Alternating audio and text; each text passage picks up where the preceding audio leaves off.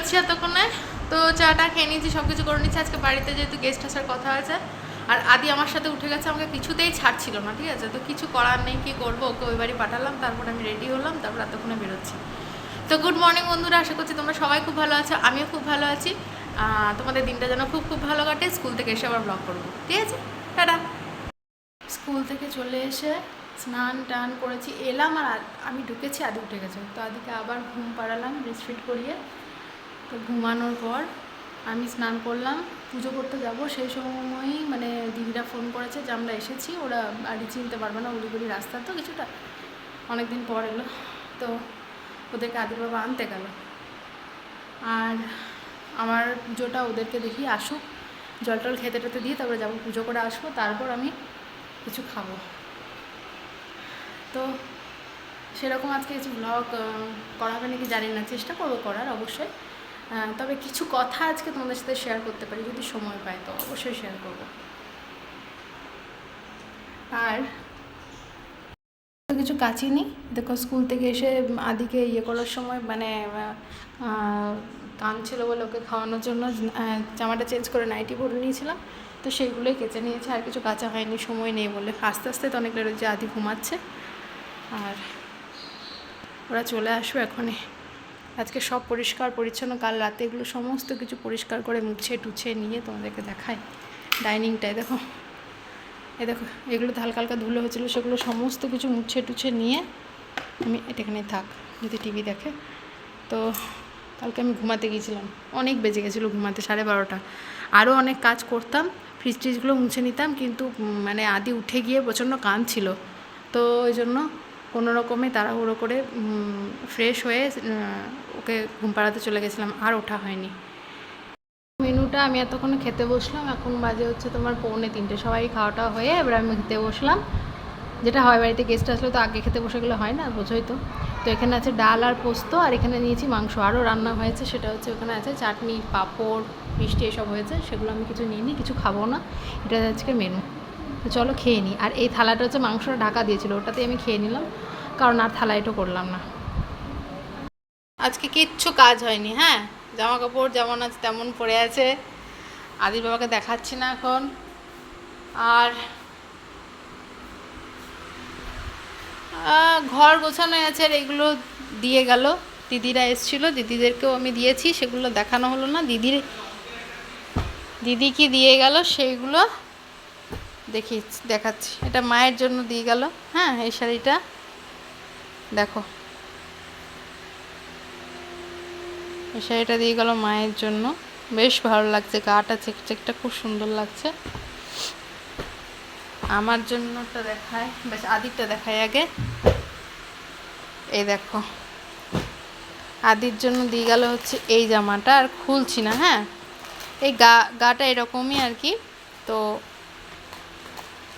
আদির জামাটা আমি আর খুলছি না, তো ওর সাইজে বেশ বড় হবে, পুজোর সময়ই পরতে পারবে, এখন পরা হবে না ওর, এটা বেশ বড় আর কি।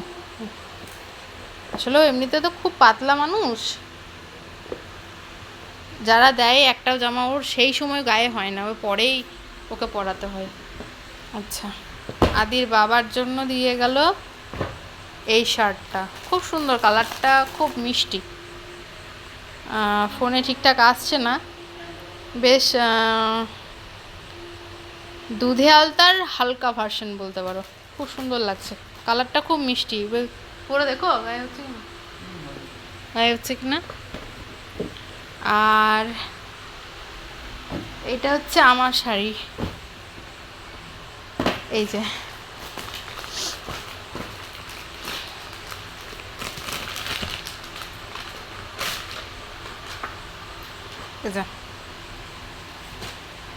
খুব সুন্দর হয়েছে, কালারটা হচ্ছে বটল গ্রিন কালারের, পুরোটাই অল ওভার এই কাজটা করা আছে। আর এই দেখো, এটা হচ্ছে পাটটা, আর আঁচলটা হচ্ছে এই যে, এটা হচ্ছে আঁচলটা। আসলে আজকে আর খুলে ভাঁজ করার এনার্জি নাই, এই দেখো আঁচলটা, দাও দেখায়, এটা হচ্ছে আঁচলটা, কালারটা একটু কালো কালো লাগছে, বাট কালারটা একদম পিওর বটল গ্রিন কালার। হ্যাঁ, এই যে এটা ভালো হয়েছে, খুব সুন্দর হয়েছে। আর দিদিকে আমি দিলাম হচ্ছে একটা কাতান শাড়ি,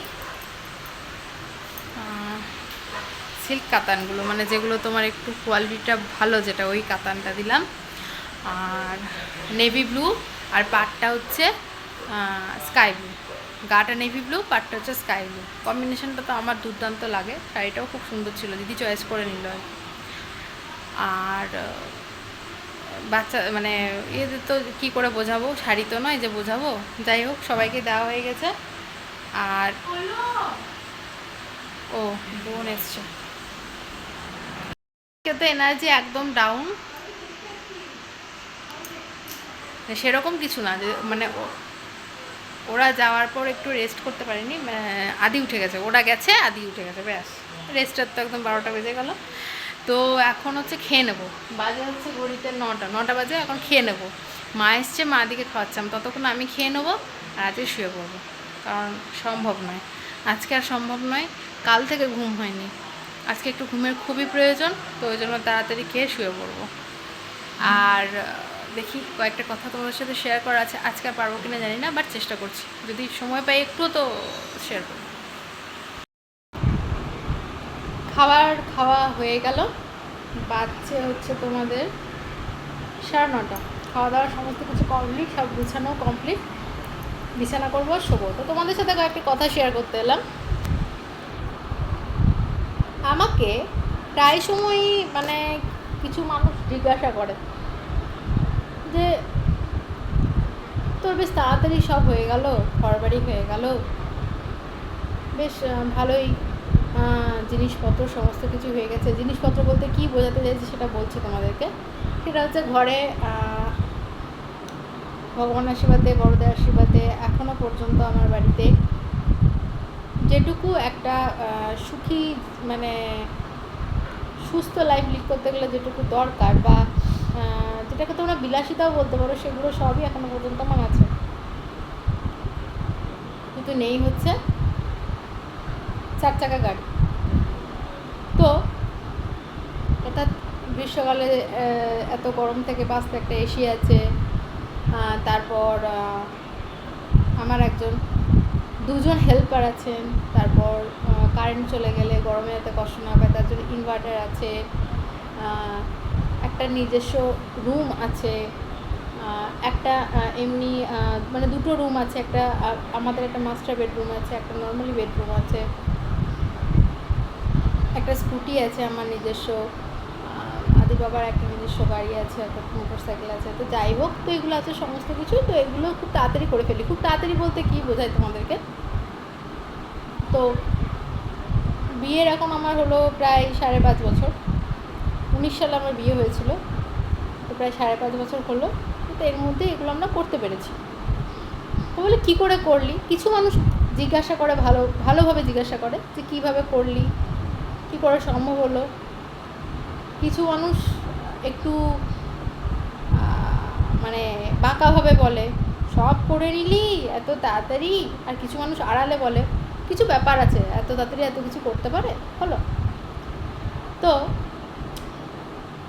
আমরা জানি যে জীবনে যদি কিছু সাকসেস পেতে চাই, তাহলে কিছু জিনিস অবশ্যই দরকার। একটা হচ্ছে ভগবান, আমি যাকে মানি বা তুমি যাকে মানো, যে যাকে মানে তার আশীর্বাদ দরকার।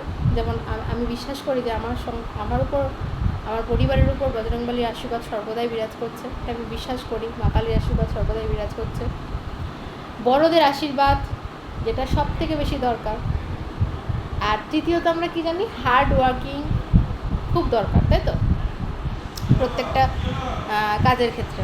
তো এছাড়াও একটা জিনিস খুব দরকার, যারা মনে করো যে ওর কিছু হয়ে গেল, এর কিছু হয়ে গেল, কিছু নিশ্চয় ব্যাপার আছে, তাদের জন্য বলছি। আর একটা জিনিস কি দরকার, সেটা হচ্ছে অন্যের সমালোচনা না করা দরকার। ঠিক আছে, অন্যের সমালোচনা না করা দরকার। সেটা হচ্ছে যে আমি বা আদির বাবা, আমরা দুজন খুব খেয়াল রাখি একটা জিনিস, যে ধরো আমার পাশের বাড়ির দোতলা করলো, 3তলা করলো, আমরা কিন্তু এটা ভাবি না ও দোতলা করে নিল আমরাও দোতলা করবো, আমরা কিন্তু কখনো এটা ভাবি না। আমরা কি ভাবি যে আমার যদি টিনের চাল আছে সেটাকে আমাকে প্রথমে ঢালাই দিতে হবে, ঢালাই যদি দেওয়া হয়ে যায় আমরা তারপর ভাবি যে ঠিক আছে বাড়িটা হলো, এবার এখানে একটা মোটর বসাতে হবে। আমি যেভাবে আমার বাড়ির প্ল্যানগুলো করেছি সেগুলো তোমাকে বলছি। প্রথমে আমরা ঠিক আমাদের বাড়ি যেটা ছিল সেটার সাথে মানে বাথরুমটা বাড়ির সাথে অ্যাটাচ ছিল না, মানে ঘেরা প্রাচীরের ভিতরে ছিল, আলাদা ছিল। তো প্রথম আমরা যেটা ডিসিশন নিলাম যে আমরা বাথরুমটা ঘরের সাথে অ্যাটাচ করবো, বিকজ আদির বাবা অনেক দেরি করে বাড়ি ফিরতো, আর সেখানে আমরা মানে আমি বাড়িতে একা থাকতাম, তো বাথরুম যেতে আমার মাঝে মাঝে ভয় লাগতো। প্রথম যখন এখানে আসে এদিকটা অন্ধকার ছিল, খুব একটা আলো ছিল না, বা এদিকে রাস্তাটা ছিল না, রাস্তা ছিল মানে এদিকে লোকজন পেরোতো না, ওই দিক দিয়ে যাওয়া আসা করতো। তখন তারপরে যখন ওভারব্রিজে কাজ শুরু হলো তখন মানুষ এদিক দিয়ে যাতায়াত করতে লাগলো। তো প্রথমে ওই প্ল্যানটা করলাম, তো ঠিক আছে, তো সেইভাবেই আমরা ঘরটা করতে শুরু করলাম। তো প্রথমে 1তলা করলাম, তখন 1তলাটা যখন হয়ে গেল তখন ভাবলাম ঠিক আছে একটা আলাদা ঠাকুর ঘর করবো। তখন ঘর করতে করতে আলাদা একটা ঠাকুর ঘর করলাম, আমাদের নিজস্ব একটা। যখন ঘরটা হলো, ঘর করতে আমাদের অনেক সময় লেগেছে, এরকম নয় যে আমাদের 6 মাসে 9 মাসে ঘর হয়ে গেছে, আমাদের ঘরটা হয়েছে 2-3 বছর ধরে, ঠিক আছে। তো আস্তে আস্তে করেছি।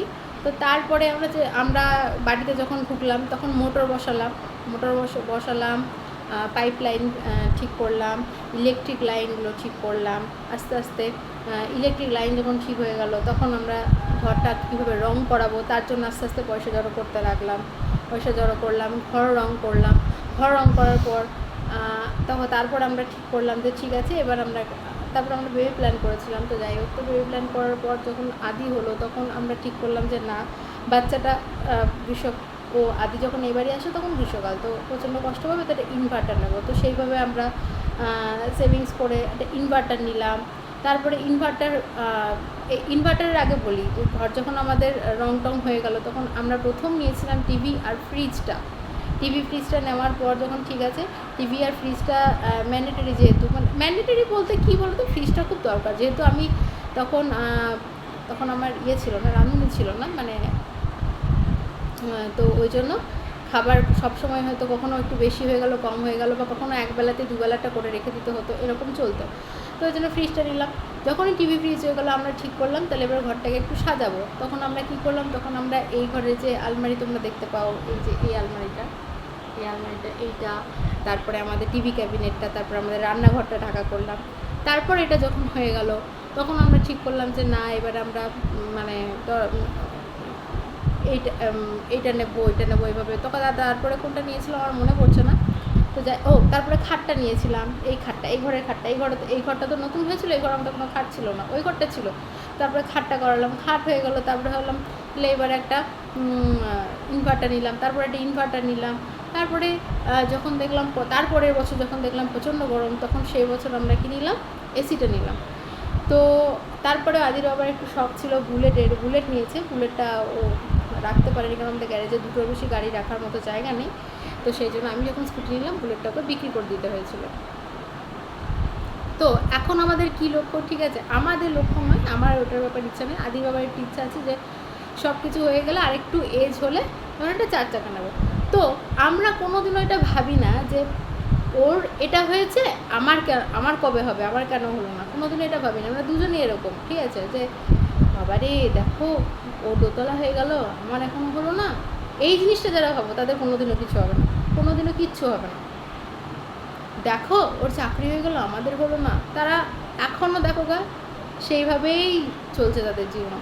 এবং আমরা কোনোদিনও এটা ভাবি না, কিন্তু এটাই হয়তো বা আমার মন বলে যেটা, যে এটাই হচ্ছে আমাদের এখনও পর্যন্ত যেটুকু সাকসেসফুল আমরা হয়েছি সেটুকু সাকসেসফুল এই কারণেই হতে পেরেছি যে আমরা অন্যের দেখে কিন্তু ঈর্ষা করি না বা সমালোচনা করি না। আমরা প্রত্যেক দিন চেষ্টা করি আমাদের প্রিভিয়াস ডের থেকে আজকের দিনটাকে বেটার করার, এবং আজকের দিনের থেকে সামনের দিনটাকে বেটার করার। এইটাই আমাদের দুজনের প্রচেষ্টা থাকে, যার কারণে। আর সত্যি কথা বলতে কি, অন্যের নিয়ে আলোচনা করবো কেন, ওর যেটুকু ক্ষমতা ও সেটা দিয়ে করছে, আমার যেটুকু ক্ষমতা আমি সেটা দিয়ে করব। ও বাংলাতে দক্ষ, ও বাংলার প্রফেসর হয়ে গেছে, আমি অঙ্কতে দুঃখ। আমি যদি ভাবি ওর মতো বাংলার প্রফেসর হতে যাবো, তাহলে হবে? হবে না। আমার যেটুকু ক্ষমতা আমি সেটুকু দিয়ে ভালো করার চেষ্টা করব। তো হার্ড ওয়ার্কিং থাকে, ভগবানের আশীর্বাদ অবশ্যই দরকার, বড়দের আশীর্বাদ অবশ্যই দরকার, কিন্তু সবথেকে বেশি যেটা দরকার হচ্ছে যে নিজে একটা সুস্থ মানসিকতার মানুষ হয়। সুস্থ মানসিকতা ওটাকেই বলে যে অন্যের উপর হিংসা করা না, অন্যের উপর ঈর্ষা করা না, যার লক্ষ্যটা নিজের প্রত্যেকটা দিনকে আরও বেটার করা, নিজের প্রত্যেকটা মিনিটকে আরও বেটার করা। ঠিক আছে? আমি সবসময় চেষ্টা করি আজকে আমি যেটা আছি কালকে আমি যেন আমার সেই আজকেরটার থেকে বেটার হয়। আমরা চেষ্টা করি না যে আমি ওর মতো হবো বা ওর মতো হবো, কারোর মতো হওয়ার আমার কোনো প্রয়োজন নেই। ঠিক আছে? অনুসরণ করি কিন্তু অনুকরণ করার কোনো চেষ্টা করি না কোনো দিনও, কারণ ভগবান সবাইকে একটা নিজস্বতা দিয়ে পাঠায়, সেইটাকেই তোমরা মডিফাই করো, তাহলেই দেখবে খুব তাড়াতাড়ি সব কিছু অ্যাচিভ করতে পারবে। ঠিক আছে? আর যারা হার্ড ওয়ার্ক করো অথচ কিছু পারছো না করতে লাইফে, তাদের এইটাই একমাত্র আমার মনে হয় কারণ তারা অন্যের দেখে বেশি ইস আস উ হা হা উ করো। ঠিক আছে? সেটা করো না, নিজেরটা নিজে আরও বেটার করার চেষ্টা করো। দেখো এর থেকে ভালো আর কিছুই হবে না। মানে এটা আমার লাইফের এখনও পর্যন্ত যেটুকু অ্যাচিভমেন্ট হয়েছে সেটুকু অ্যাচিভ করার কারণ। ঠিক আছে? আর অবশ্যই আমার বজরং বলী আছেন, আমার মা কালী আছেন, আমার ঈশ্বর আছেন এবং বড়দের আশীর্বাদ অবশ্যই আছে, যেটা মানে অবশ্যই দরকার। এটা হচ্ছে বড়দের আশীর্বাদ। তাদের আশীর্বাদ ছাড়া কোনোদিনও কিছু হয় না, এটা আমি বিশ্বাস করি এবং সারা জীবন এই বিশ্বাসটা নিয়ে আমি চলতে চাই। তো এইটুকুই। আর একটা প্রশ্ন আমার কাছে খুব আসে, সেটা হচ্ছে রাহুল আর তোমার মতো কোনো ঝগড়া হয় না বলো? কোনো ঝগড়া হয় না বলো? রাহুল আর তোর মতো কোনো ঝগড়া হয় না বল? আরে ভাই, কোন হেলদি রিলেশনে ঝগড়াঝাটি হয় না? মানে তোমরা এই প্রশ্নগুলো কীভাবে করো? তোমরা করো না, ইউটিউবে তো আমি দুদিন এসেছি, আমার সাথে যারা পরিচিত তারা বলছে, তাদেরকে বলছি প্রচুর ঝগড়া হয়। ঝগড়া হয় না এরকম নয়, ইভেন কাল রাতেও আমাদের মধ্যে ঝগড়া হয়েছে, কিন্তু ঝগড়াটাকে আমরা বাড়তে দিই না। ঠিক আছে? ঝগড়াটাকে আমরা বাড়তে দিই না। ঝগড়া মানে সেই মারামারি ফাটাফাটি তো নয়, স্বামী স্ত্রীর ঝগড়া ওইরকমই কিছু একটা কথা, মতের মিল না হওয়াটাই অ্যাকচুয়ালি ঝগড়া হয়, সেটাকে আমরা বলি। তো সেক্ষেত্রে যার মতটা বেশি গ্রহণযোগ্য তার মতটাকে আমরা গুরুত্ব দিই, ব্যাস ওখানে ঝামেলা মিটে যায়। এবং যদি কোনো একটা হিট অফ দ্য মোমেন্টে কেউ মানে ইল টেম্পার্ড হয়ে যাচ্ছে, তো সেক্ষেত্রে অন্য একজন চুপ থাকো, তোমার দোষ থাকুক বা না থাকুক, চুপ থাকো। তা সে যখন শান্ত হয়ে যাচ্ছে তখন তাকে বোঝাও। আর 99% ক্ষেত্রে শান্ত হয়ে যাওয়ার পর তাকে আর বোঝাতে হয় না, সে নিজেই বুঝে যায় যে দোষটা তার ছিল। এটা আমাদের ক্ষেত্রে হয়, সবার ক্ষেত্রে হয় কিনা আমি জানি না। হয়তো আমি আমারই দোষ অথচ চিৎকার করছি, কিন্তু আমি যখন শান্ত হচ্ছি আমি নিজেই বুঝতে পারি, তখন আমি নিজেই সরি বলে দিই বা ওর বাবা নিজেই সরি বলে দেয়। তো এইগুলো খেয়াল রেখো। এর থেকে মানে এগুলো হচ্ছে আমার ভালো থাকার রিজন, সেগুলো তোমাদের সাথে শেয়ার করলাম। তোমাদেরও তাহলে হবে, তোমরাও ভালো থাকবে। তো এবার আদিকে নিয়ে ঘুম পাড়াতে যাব, আমিও ঘুমিয়ে পড়বো আজকে। তো গুড নাইট, দেখা হচ্ছে নেক্সট একটা ব্লগে। আজকের মতো টাটা।